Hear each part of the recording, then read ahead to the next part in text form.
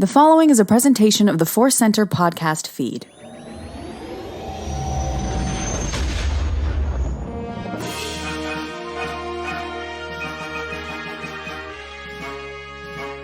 From the center of the galaxy, this is the ForceCenter podcast feed, and this particular episode is Cues of the Force. I'm Joseph Scrimshaw. There are no Q's in my name, which is kind of sad. But anyway, I'm still Joseph Scrimshaw.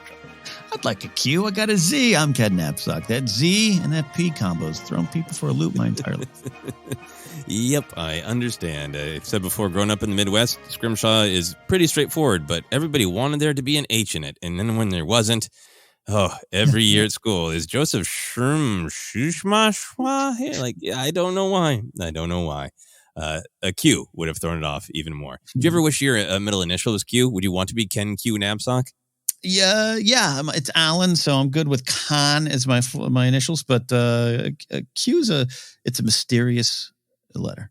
Oh, yeah. I'm Aaron, so Jazz, which I used to use for video games when they wanted you to enter your name.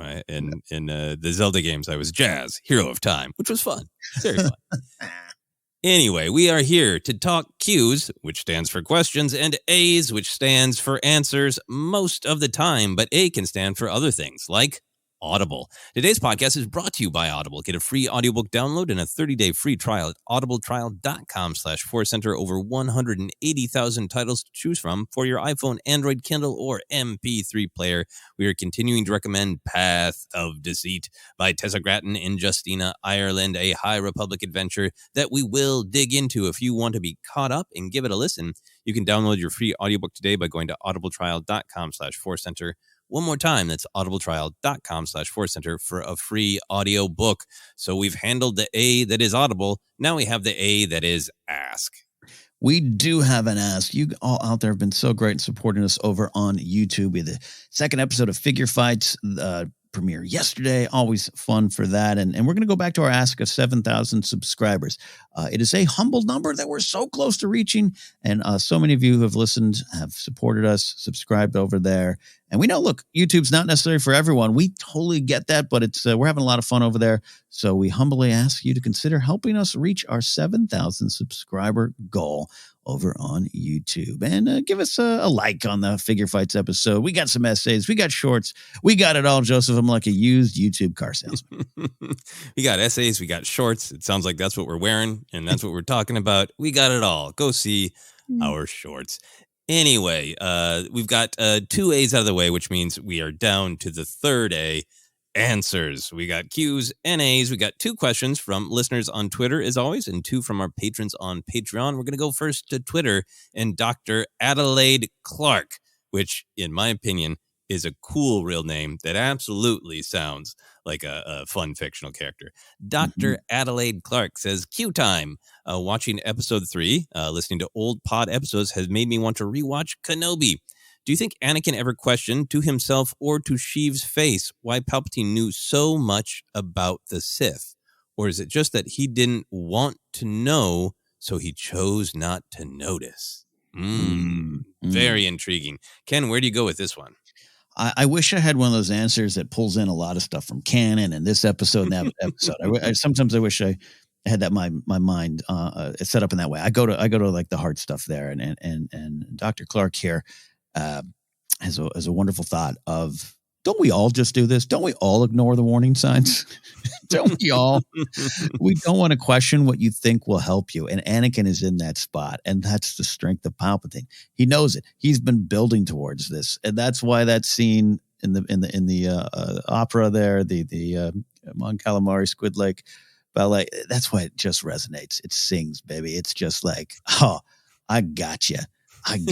And I've said over the years, like back in the day, 2005, like I had a little bit of problem with Anakin's fall. Like I don't know. And I still just don't know what I wanted. It to be more violent, more cool. Like he was like, I have the power. Like he's He-Man. No, he falls to his knees in tears because that is the fall. He can't overcome all these things. And I do think it goes to stuff like this. If he had stopped for a second and thought about it, maybe he would have questioned his own path. But then, and wrap up my answer here, Joseph, I wonder how much of it was a sort of ignorance or lack of the full picture and all the knowledge that he needed. And I don't want to say I don't want this to come across as just a complete indictment on the Jedi Order and their policies and their curriculum in the schools.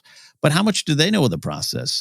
We got Mace and Yoda talking about, well, we know the rule of two. They got that, but they haven't been around for 1,000 years. And there's going to be another question shortly here that we're going to answer. I think it even ties into this stuff, but I want to get ahead of ourselves here in the show.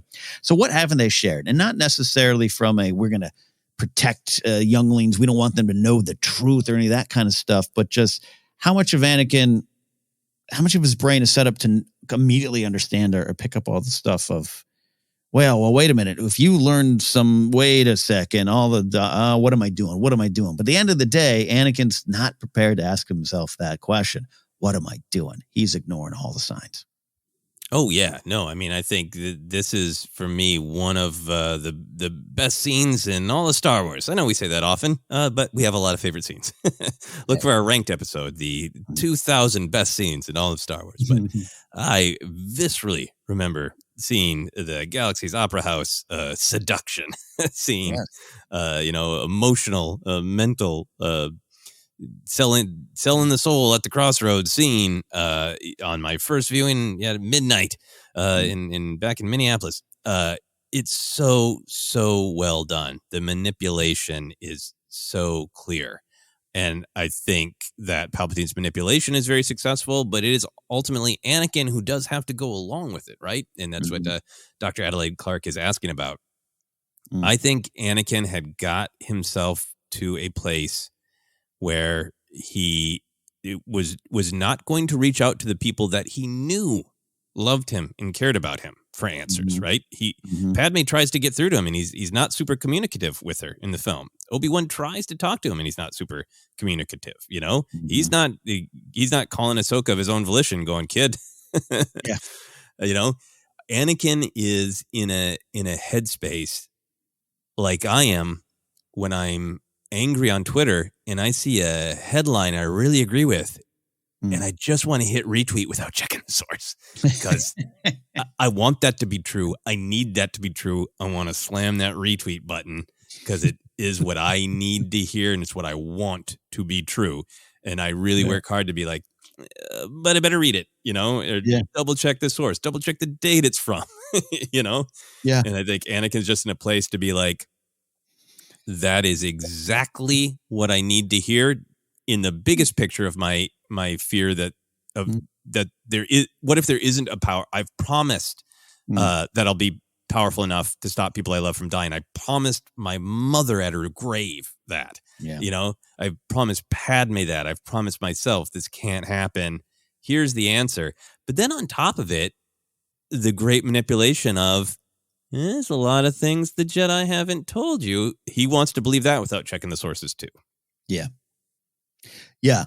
First of all, I love that you've really summed this up well. Anakin smashing the retweet button is just absolutely the way to look at it. I really think that's the case. Yeah. And again, I don't want to sound like I'm wagging a finger at the Jedi Order. They get enough of that.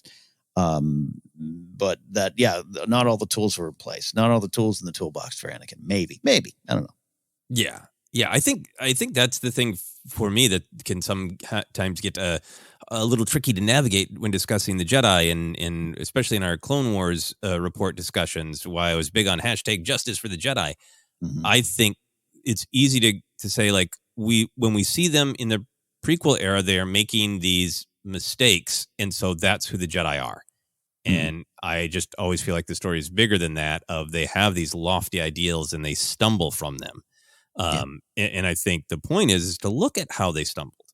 And I think one of the ways that it could be argued that they have stumbled is they have created an atmosphere where somebody like Palpatine can manipulate Anakin, right? Because they have become more rigid in a lot of ways. They haven't, given Anakin sort of the emotional support he needs. They've just told him where he needs to go. They haven't helped him get there. Obi-Wan included, of here's some healthier ways to process your feelings. Just like, damn, you shouldn't. That's not what a Jedi does. Don't be so worried about your mother. Be in the moment. Like, great, okay, well, help him do that. But then I think so much of this has been expanded well in a lot of the publishing, storytelling, even Tales of the Jedi, which we'll talk about more. But this idea that the Jedi have gotten more and more restrictive about putting the Sith artifacts behind walls because, like, okay, hey, fair enough. There might be a Sith living in them. You don't want to be like, hey, younglings, play with this mask, discover things, right? Put it on. But at the same time, there's that, like, you need to not make it this forbidden, unspoken of thing that will only make it more interesting, right?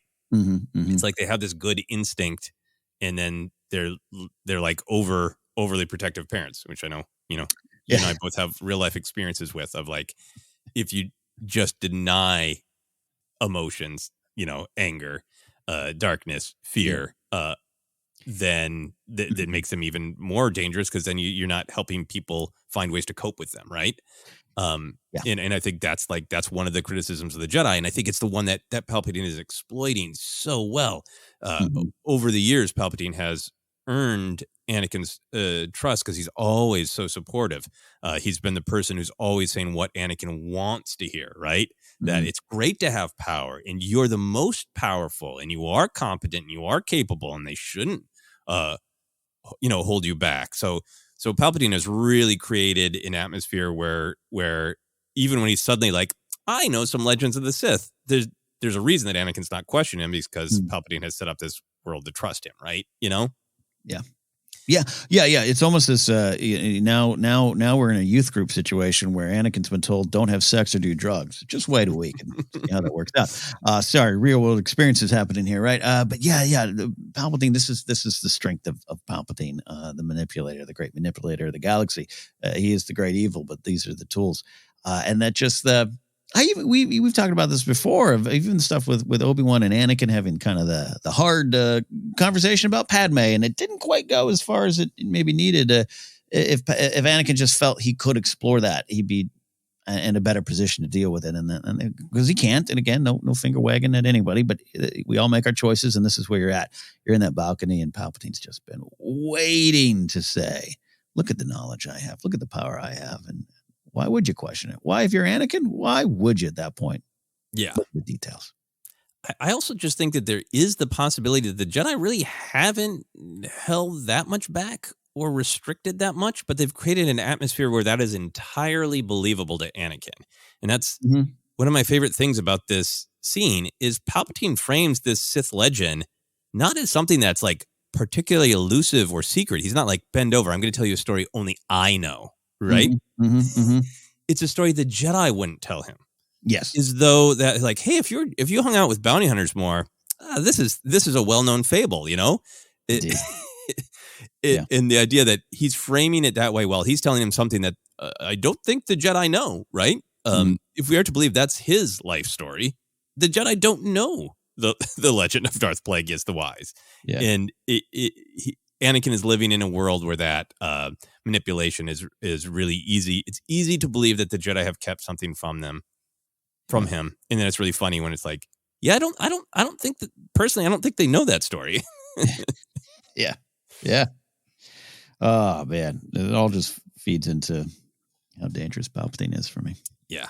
Master Manipulator Sheev Palpatine. Great question. Dr. Adelaide Clark, thank you. We're going to move on to our next question from Ben Potter, which, Ken, as you said, it's got some overlap. We're in the same era. Ben says, in The Phantom Menace, Mace asks Qui-Gon if he thinks Anakin is the person in the prophecy that will bring balance to the Force. I think part of the Jedi Council's disbelief in Qui-Gon is that they assume the Force was in balance because the Sith have not been around for so long. Your thoughts? Where do you go with this, Ken?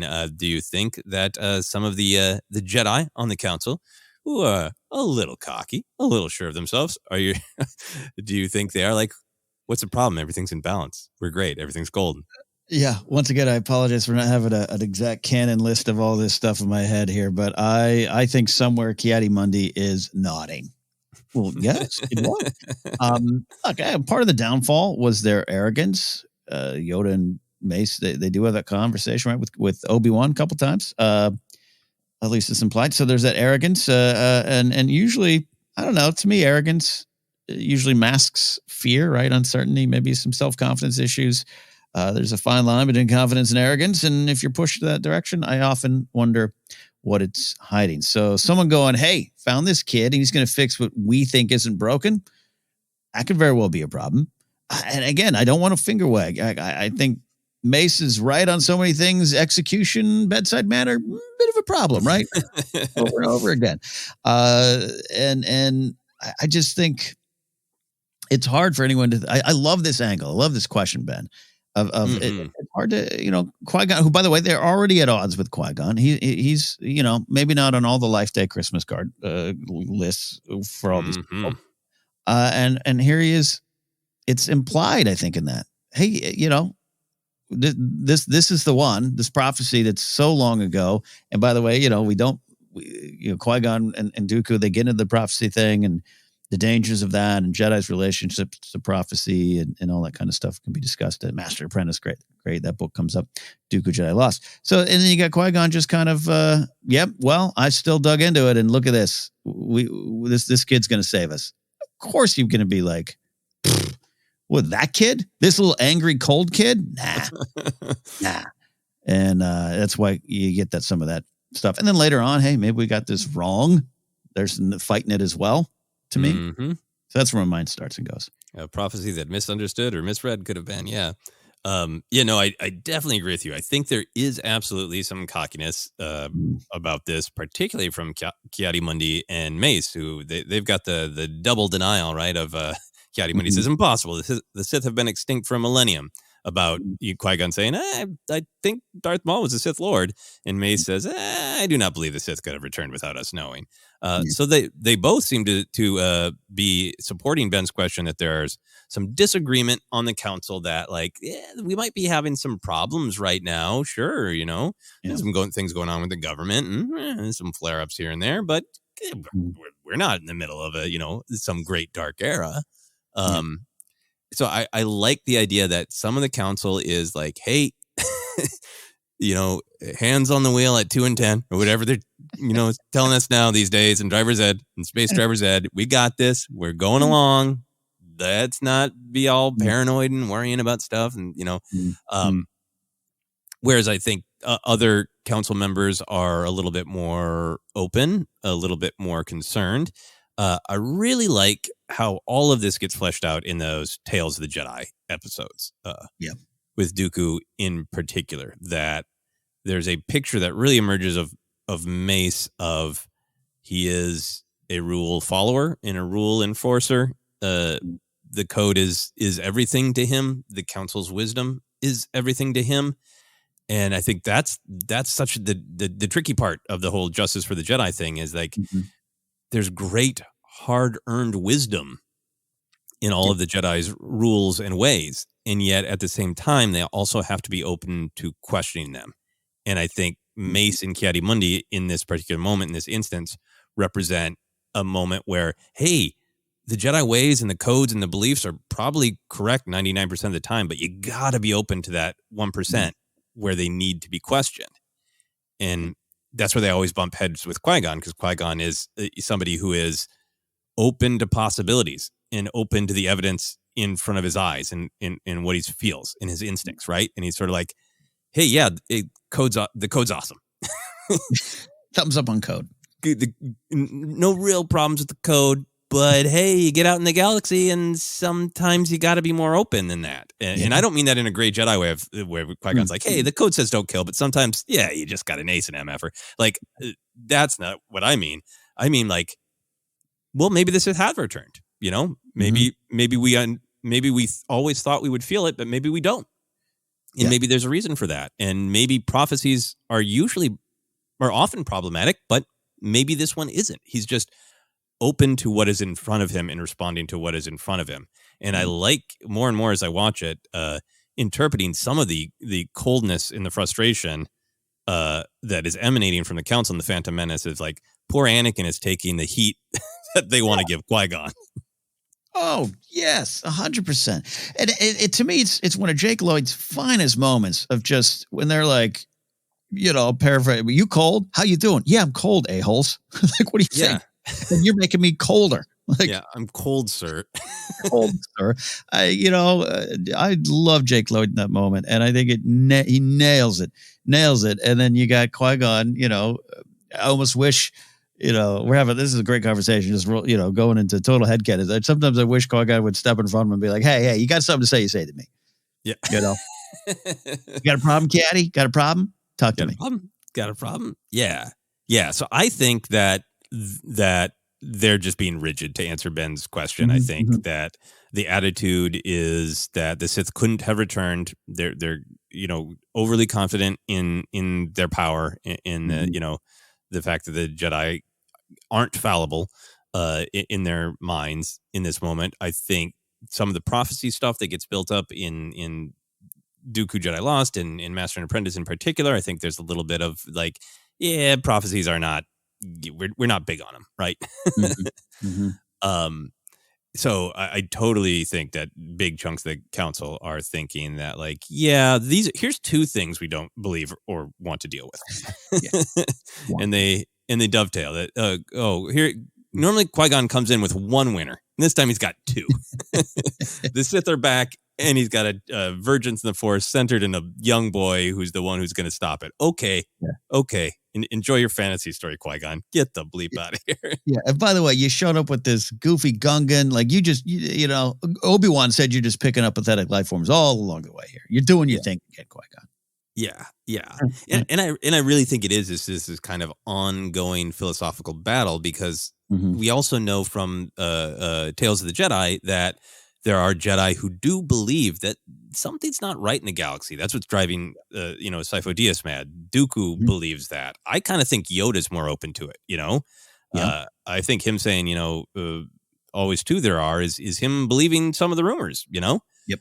The Yaddle story is her going, you know what, Dooku, you were right. The things aren't right. And a lot of people on the council aren't willing to look at it, aren't willing to think about it, don't agree that something's not right. Yeah. And I think if you look at the Phantom Menace from the context of that extra information in Tales of the Jedi, it really does feel like once Maul is confirmed as a Sith, then that is upended, right? And I think that's a part of them going, okay, if the Sith are back, maybe there's something with this prophecy that's not have the boy just wandering the galaxy. Let's keep him here. Yeah. No, I'm glad you're highlighting the Tales of the Jedi stuff. Just I thought just a wonderful, the Ahsoka stuff's great too, and factors into this all. But the philosophy of the Jedi stuff. But yeah, man, that Dooku stuff is so solid. And Yaddle, that painful moment of, maybe we should have listened to you. Things could be a lot different. And that's the thing, I totally get not wanting to be challenged on certain things you hold near to your heart. But sometimes the result is confirmation of what you believe, just a different way to approach it and grow with it. And I think that could be a little bit what plagues the Jedi Order and what Lucas has at the center of it, right? Don't throw out the order, question it, and make sure you're adhering to the mottos on your building. And your mission statements. Yeah. I mean, I go back to with some of Lucas's, frustration with organizations and how they can become encrusted and fail at their own ideals, which is just all over the prequels and in the Clone Wars, is like going back to his Directors Guild challenge with Empire Strikes Back of like, well, what's the ideal there with that battle was people should be credited for their work. But at the time, it can only be done in this way. It has to be before the credits or before the film starts. It has to be at the top, And so Lucas has no disagreement with the ideal, right? He's just saying, well, what if there was a different way? Because it's better for the story to have the story start, to have the fantasy start and not be interrupted. And then the credits come at the end. So we're not disagreeing on the ideal. It's just that you, Directors Guild at the time, are utterly rigid on how it must be expressed. And I feel like it's those kind of ideas that are going on with the Jedi. Like, we all agree about the ideal. There's absolute rigidity about how it must be expressed and executed. Yes. I think it's. We mentioned it a lot, the Directors Guild battle, but I think there's a reason we do and will continue to do. It's so key to not just his own life, but what he was trying to say.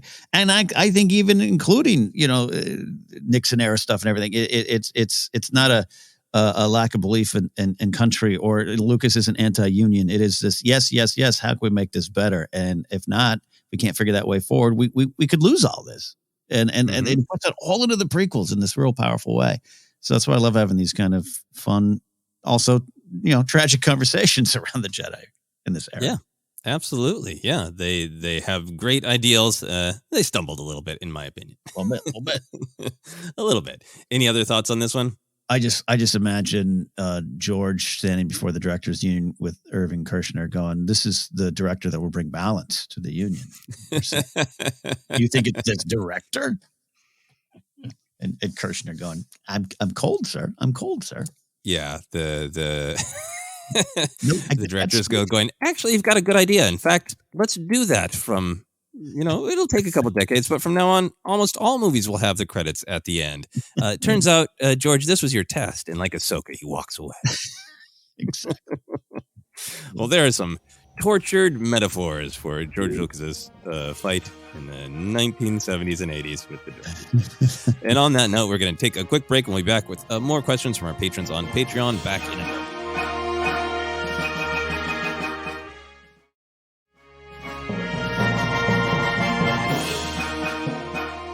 And we are back with more Cues of the Force. We go now to 2 questions from patrons on Patreon. We go first to Social Tortoise.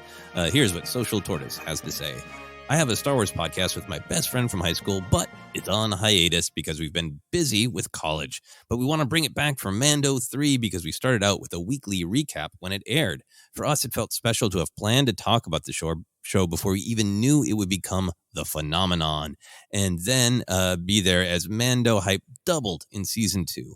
I have a hypothetical. If ForceCenter had to go on a long hiatus for whatever reason, what Star Wars thing would get you back on the mic right away? In other words, if you took a break, what aspect of Star Wars would stick out as something you would absolutely need to return to right away? Social Tortoise also says, I have also returned from a few months back to give my twin sons moment as promised. Mine was when I was a camp counselor as a 20-year-old and was around so many lovely people and surrounded by nature. It made me feel for the first time that belonging could be found nearly anywhere if I let it. That is great. We often talk about our twin sons moments where we look out into the horizon and feel connected and hopeful and looking toward the future. That is a great one from Social Tortoise and a great question. So, Ken, do you have thoughts on either the twin sons moment or this question of what would make you need to get back on the mic in Star Wars? Social Tortoise, that's an absolute great twin sons moment. Nature can often do that. And it's no coincidence that nature often runs through a lot of Star Wars and the connection to it and all that stuff that we talk about. Joseph, you talk about the organic versus the mechanical, all that kind of stuff. It's powerful. I haven't been in a forest in a bit. It's been a couple of years. I think I need to get back out and just stand by a tree. It works. So I love that moment until they get it. In terms of the other thing, wow, I love these behind the scenes questions. We had the one last week about additional content outside of Star Wars. We talked about that. So first of all, just in terms of hiatus, I'll point that we're in our 9th season of broadcasting and we have never taken a break. I mean, like we're about to. I've even had some friends who are like, "Oh, so you guys go? Do you guys go dark for a couple weeks during the holidays?" I'm like, "Oh no. We pre-tape. We go. And by coincidence, ForceCenter for me is one of the, if not the most successful thing in my career of 25 plus years of playing my trade in many different entertainment mediums. This is the one, and I think that consistency and treating it like work, but also having a fun spirit to it has been part of our success, if I may say so ourselves. So if we do take a break, it's because Joseph sells a show and is running one. We're manifesting that. I don't know. Mark Ellis takes me to stand up toward the moon. I don't know, something like that.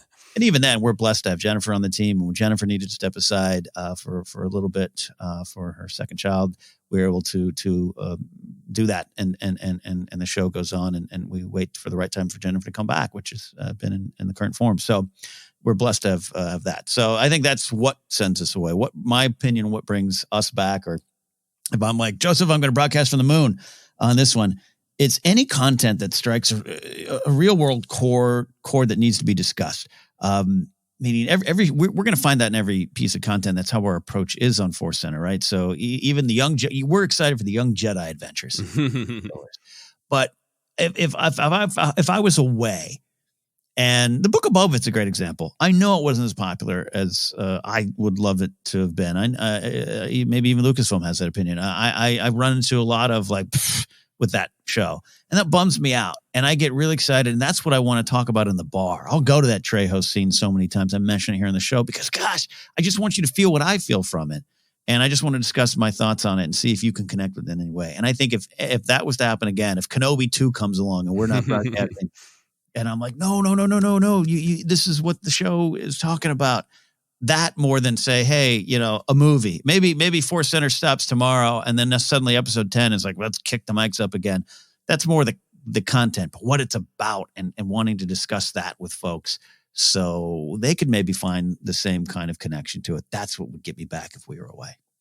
Yeah, no, I think we're in very similar answers here across the board. I think one of the reasons that we've been able to go so long, I think we were forced to take a break when we were moving between podcast hosts, between Anchor and Acast. So many A's, and that was just like weird. I started to get like, come on, all right. I'm just going to start approaching random people on the street and go, hello, from a galaxy far, far away. It was difficult. And I think one of the reasons, though, that we've been able to keep doing it is that we are able to make adjustments for one another's schedule, and I would hope, even if we had some like big stuff happen, that we'd be able to be like, well, we're at least going to do this episode a week, kind of thing. Yeah.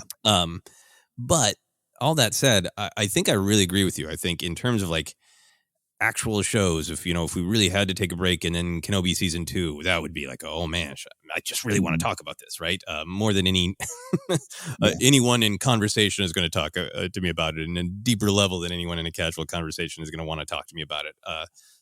Kenobi is one of the actual pieces of content, the stories that would draw me in.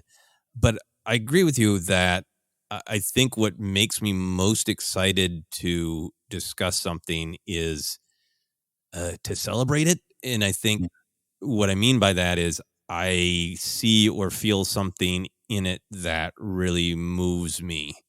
And I think sometimes, the dark side version of that is, people are missing it out. So I'm going to, or people are writing this off. Everybody's saying there's nothing to Book of Boba Fett. It's awful. Great. That's everybody is entitled to their opinions, and some parts of it don't work for people. That's fine. So I always want to approach it more from the perspective of, here's what I saw. If you're willing to give it another chance, maybe you can try to see these things in it too, and see if that makes you enjoy it more, or see if it connects with you in that way. That's what I get really excited about sharing. I've been loving talking about the Bad Batch season 2. Because the episodes have really been affecting me. I've been really moved by them. They have felt like the issues at stake are deep, fundamental issues of trying to be a human. This week's episode, as we're recording our Q's episode, Ken and I haven't recorded our review. But it was powerful. It affected me. It helped me, and that's the kind of thing that makes me want to share what I saw, what I felt, and see if other people saw that, felt that, and want to see or feel those things. This is probably again why the show has continued to work and even grow. I think the way we talk about things, especially letting in our personal lives. But I think that's. I know that there would be 3,000 podcasts to discuss episode 10 if it was there, right? I wouldn't. They wouldn't need my take on it. But I would love to just, I'd just love to share what it meant to me. And I think that's what we lead with so many times. And that's what would pull me back. Yeah.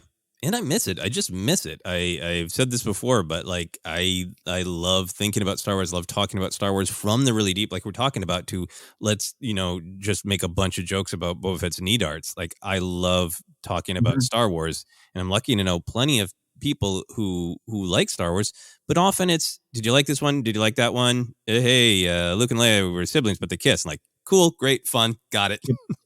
Yep.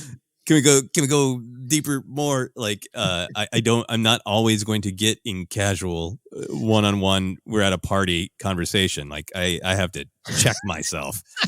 I have to warn people when they ask me, like, I think about this a lot. So, yes, I'm going to try to have not like flames consume my eye and start floating up to the ceiling while you just asked me, did you like that one? Did you check that one out? I thought Boba Fett should have left Tatooine. And I'm like, that needs to go somewhere that's not where it's wanted.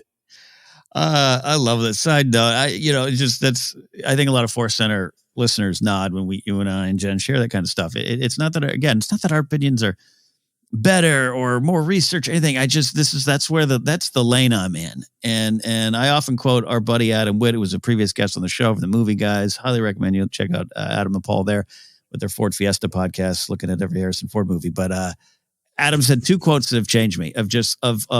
Number one, we are part of the generation that tried to destroy Star Wars for the generation behind it at the first chance we got, which was the prequel era. Overall, that's a general statement.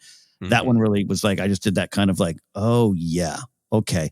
And then you just like, you come at me with that kind of stuff that you're talking about, Joseph. You don't want to talk about Star Wars. You just want to talk about the weather. Do you want to talk Star Wars or you just want to make jokes? What is it? I don't got time for the second one. You want to make the Stormtroopers miss jokes? Send me a meme, a 14-year-old meme of the Death Star fire pit. I don't have time for that. Do you want to talk about what the Death Star means? Let's talk about it. Yeah. No, I understand. I try to be open to, some of the older memes do check out, much like the meme about Piet that I just did is an older me. That's I don't want to say that's a personal thing for me where I'm like, the amount of people that text me who used to work with me 20 years ago, you like Star Wars, right? Like, don't send me that picture. I get it. Yeah. No, I mean, I have got grumpy in the past about the Stormtroopers miss joke. Yeah. More in Star Wars storytelling because yep, we got it. The storytellers have done a great job. It's built in. They're not as well trained. Yeah. And they mostly function through intimidation. They're not as good as clone troopers. I love that answer. All sorts of stuff like that. I think for me, it's sometimes when the conversations where sort of like very old things are assumed and spoken of in Star Wars as though it is known, as though it is true. And then I'd be like, well, let's dive deeper, right? Yeah. Anyway, so clearly, we're not going to stop talking about Star Wars. You can't stop talking about Star Wars. So no plans to stop talking anytime soon. Thank you, Social Tortoise, for that great question and for sharing. And best of luck on your podcast return. We are with you on the Mando hype. I think in some ways right now, Mandalorian is, the main event in lots of ways because of the cultural impact that it made, because the way Baby Yoda at the time just drew in a lot of people who were not necessarily all in Star Wars fans. It is right now. There aren't movies in theaters. It is kind of the premier Star Wars, I think, because of the level of investment from people at all levels of Star Wars engagement. So I think it's really exciting to be on the precipice of kind of premier Star Wars coming back. Yeah, love it. Yeah, which obviously is not to say anything against, the other Star Wars that we love. But from now, we will move on. From now on, we'll move on. Our next and final question comes to us from Will Culbertson. Will says, hello, ForceCenter crew. I've been trying to think of a deep and meaningful Star Wars question for y'all to sink your teeth into for this round, and I just don't seem to have one in me today. So just for fun, what do you think Order 65 and Order 67 were all about? Please throw caution to the wind and speculate irresponsibly on this one. Cheers. Not only was this a fun question, but I thought this was a great opportunity. We'll put this in our new prompt that I put up this weekend for questions on our Patreon. We want questions of all kinds. You want deep philosophical, meaningful, we're happy to do that, but we also just want to celebrate the fun of Star Wars. So thank you for this fun question, Will. That said, Ken, do you have theories for Order 65 and Order 67? I do. I will also add, Joseph and I are fun at parties. You can talk Star Wars with us at parties. It's just, don't be like, this is pretty stupid, right? No, let's celebrate McClunky because it's the best thing ever, and I love it. We love the silly as much as the profound, indeed. I think Order 66 it's just, and to be honest, I don't even know why that number is the number. Maybe there's a quote from Lucas or some concept art. I don't know. Someone out there can let us know. But I've always wondered, what's that case? So are 1 through 65 failed plans, other plans? And I go with this. Well, Order 65. This is all part of Palpatine's ongoing plan. We know he's great at manipulation. We know he's great at rolling with the punches and keeping himself in a position of power. But I think Order 65 was a Jedi appreciation party. And that when that went out, it was to be like, hey, we're all for one here. Yeah, the war's coming to an end. Not that they necessarily knew that, but Order 65 is like streamers. Hey, thanks for being around, Jedi. You can completely trust us. Turn your back on us. We're good. We're all here. We're all fighting. And then Order 67 was clean up and lost and found duty. And I think that's a little bit what you're seeing on Kashyyyk. That's Order 67, sadly, when they're going around looking at the destruction over there. And that leads into the next phase, and that, you know, might include hunting down Jedi and all that kind of stuff. But that's because then you go to the mass burning of the lightsabers in that comic, that Vader comic, with Masamita there, you know, burning all the lightsabers right after the fall. That could be part of it. Order 67 was pick up what was dropped. Literally pick up what was dropped, like any Jedi gear. You're like, hey, we're gonna have a ritual burning of their little aqua breathers. So if any of those fell when they died, that's what I think it is. A little dark, you know, because Jedi aren't vanishing into the Force here. So we gotta get rid of some sort of, you know, poor Kiadi in his robes. We gotta take the Magito gear. We gotta get rid of it somehow. Order 67. Check their bodies like corpses in BioShock. Yeah. Search for loose change. Loot the Jedi. Yeah. I love this. I kind of think my headcanon of actual canon is like just Order 66 is the only order, and it sounds cool. Like, you know, I think that's the one. I remember when I was in college and starting to promote weird sketch comedy type shows. I went to college at the University of Minnesota, and at the time you could staple a flyer to anything but a person was allowed, pretty much. Not trees, but there's so many places. So I was like, all right, I'm gonna walk everywhere and paper this university. And other people like, use tape, use push pins. Like I tried that. It's like, no. So it's like, I got a big punch stapler, right? Love those. And I went and looked at one, and there was one called the T50. And I remember thinking about how we've built ourselves up culturally so certain letters and numbers sound big. And it's like, I would not have bought this if it was G13. Yeah. I would not have trusted that stapler, but a T50, that's a serious stapler. And I think of the T50 stapler when I think of Order 66. Obviously, it's got the, proximity to the, alleged number of the beast. But yes. Yeah, it's just. It's so right, though. You and I have talked before about, as comics and writer, you choose the right words, the right syllables, the right punch. Yeah, Order 66. I remember the time in 05, I had that like, what kind of vibe?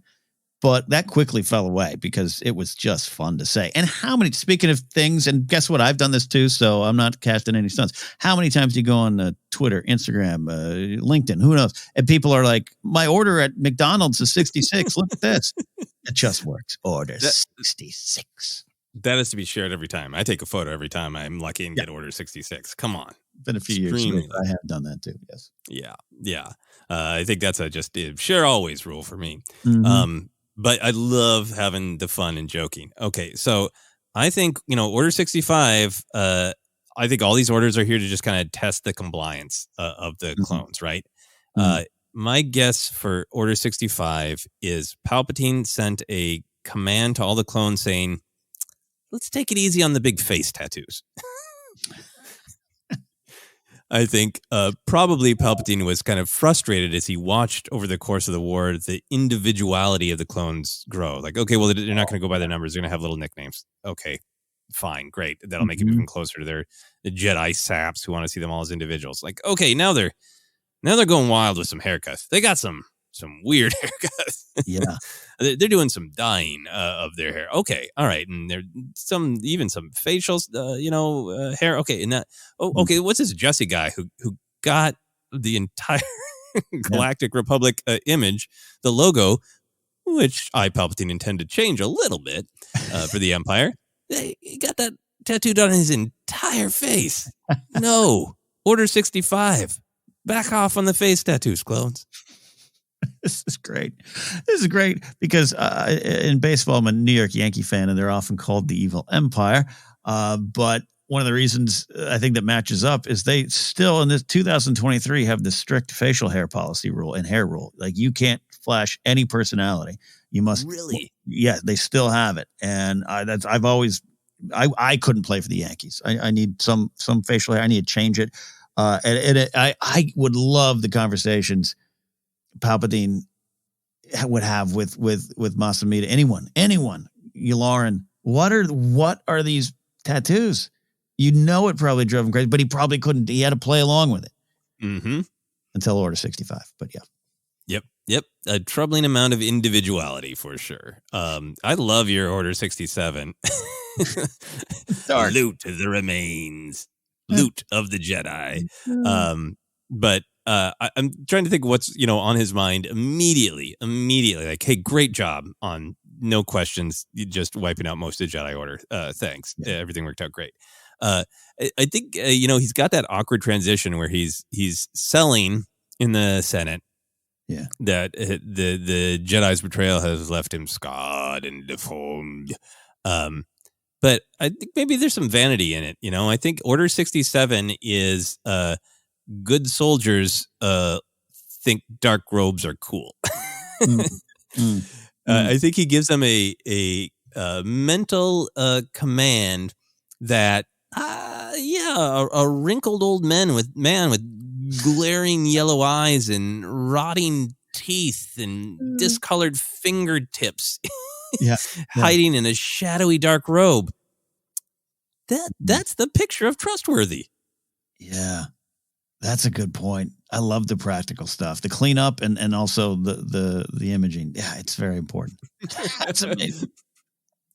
Order 67 is just it's all propaganda. Yeah. God, execute Order 67 so I can wear my robes. Beautiful. I've always hated their aqua breathers. Bring me their aqua breathers. I love it. Absolutely love it. That is our big look at this fun question. Thank you so much, Will. Any final thoughts, Ken? No. Again, I'm obsessed with suddenly there's a bunch of Imperial uniforms the day after, which we've always talked about. Palpatine had to approve some kind of costume, some kind of branding. So I love this kind of stuff, getting into the fun nitty gritty. So, Will, great question. Great question. My last bit of headcanon is at some point Palpatine's got a bunch of these lined up, and he just gets tired. That's a lot of calls to make, right? Yeah. At some point, he just has to be like, execute Order 72 through 89. Yeah. Get them all done at once. All right. That is our questions, our cues, our power of the light side. This is a segment where we ask patrons on Patreon to share something they love about Star Wars. Could be a character, could be a moment from their life, could be a collectible, whatever it is. I need to re-up and post a new submission request because our previous one is tapped out. I will do that. If you want to share some stuff, great. If you don't, that's fine too. Follow your bliss. Ken, that is it. Do you want to let people know where they can find us? I do. Also, I want to hear Palpatine go select all orders. There you go. On Twitter, ForceCenter Pod. We are on Hive Social. ForceCenter Facebook page is ForceCenter Podcast. We're on Instagram and YouTube as well. On YouTube, you can find figure fights. We got some essays and more on the way. Some shorts are on there too. Follow us over there. Podcast on Acast, iHeartRadio, Apple Podcasts, and more. Merch available at tpublic.com/user/ForceCenter and patreon.com/ForceCenter is where you can support us directly. Like Joseph just said, you can submit Power of the Light side there. You follow me at Ken Napzok. Go to my website, kennapzok.com, for more information on other things I do, including the Blathering Podcast or Pop Rockin' Radio. Even you're an ASMR fan, I got a Sports Card ASMR channel on YouTube as well. Joseph, where can they follow you? Yeah, you can find me on all the social media is at Joseph Scrimshaw, still on Twitter, also on Mastodon, Hive, Instagram. Instagram's fun, so find me there. Also, you can go to my YouTube page channel, Noun. You can go to my YouTube Noun and check out some of the comedy and short films I have up there. Recently, in the last week, I released a new darkly comic cosmic horror short called Unboxing the Cosmos. If you want to check that out, give it a like. Let me know what you think. That would be wonderful. But for now, for myself, for Ken, for whatever Order 13 was, this has been Cues of the Force.